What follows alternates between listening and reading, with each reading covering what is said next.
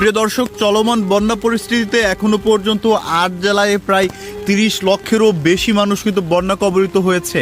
ইতিমধ্যে যে নিউজটা আসছে তা হলো পুরো বাংলাদেশে এখনো পর্যন্ত বন্যার পানিতে ডুইবা 2 জনের মৃত্যু হয়েছে এবং আশঙ্কাজনক অবস্থায় হাসপাতালে ভর্তি আছে আরও ২৭ জন যারা বন্যার পানিতে ডুবে গেছিল।